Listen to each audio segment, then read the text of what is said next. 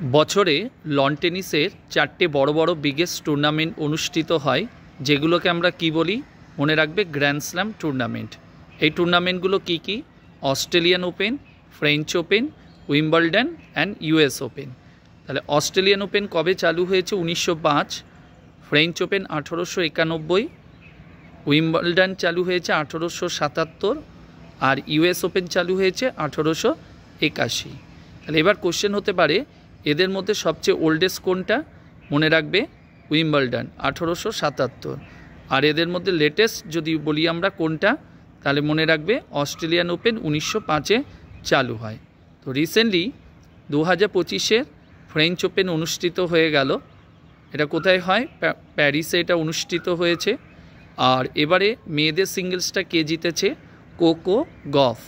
ইনি কোন দেশের? ইউএসের একজন লন টেনিস প্লেয়ার। আর রানার্স কে হয়েছে? মনে রাখবে অ্যারিনা সাবালেঙ্কা, বেলারুশের। আর ছেলেদের সিঙ্গেলসে কে জিতেছে? মনে রাখবে কার্লোস অ্যালকারেজ, ইনি হলেন স্পেনের। আর রানার্স হয়েছে জ্যানিক সিনার, ইনি হলেন ইতালির একজন লন টেনিস প্লেয়ার।